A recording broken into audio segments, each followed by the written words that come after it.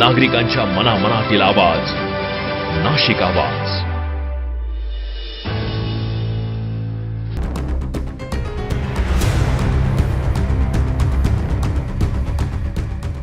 महापालिका निवडणूक संपली, पण नाशिकमध्ये राजकारण पुन्हा तापलं स्वीकृतवरून. लोकसभा विधानसभेत मुस्लिम मतांचा फायदा, स्वीकृतमध्ये मात्र प्रतिनिधित्व मिळणार का?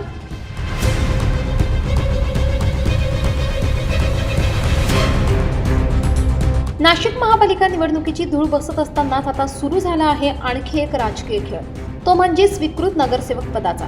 महापालिकेत 10 स्वीकृत नगरसेवकांची निवड होणार आहे आणि या 10 खुर्च्यांसाठी सध्या बंद दाराआड बैठका, फोन कॉल्स, शिफारसी आणि जोरदार लॉबिंग सुरू असल्याची चर्चा आहे. पण या सगळ्या राजकारणात आता एक मोठा सवाल पुढे आला आहे. यंदा मुस्लिम समाजाला स्वीकृत नगरसेवक पदातून प्रतिनिधित्व मिळणार का?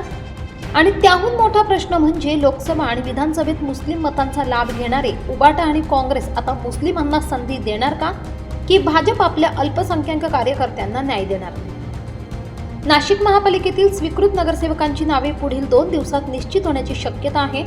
मंत्री गिरीश महाजन यांनीही याबाबत संकेत दिले आहेत. त्यामुळे इच्छुकांची धावपळ वाढली असून राजकीय लॉबिंगला वेग आला आहे. महायुती सरकारच्या नव्या नियमानुसार 15 नगरसेवकांमागे एक स्वीकृत सदस्य नियुक्त केला जातो.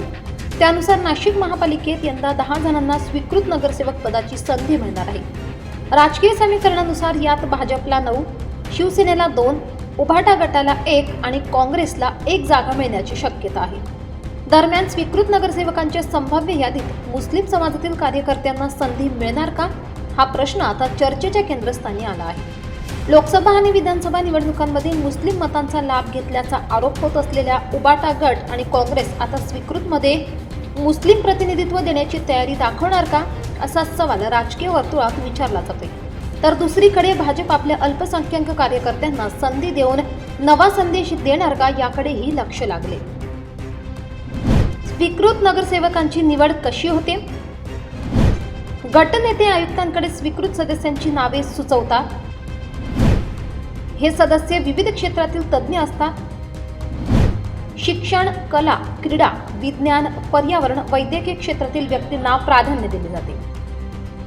एकूणच नाशिक महापालिकेतील 10 स्वीकृत नगरसेवकांच्या खुर्च्या आता राजकीय चर्चेचा केंद्रबिंदू ठरल्या आहेत. या यादीत मुस्लिम समाजाला प्रतिनिधित्व मिळते का?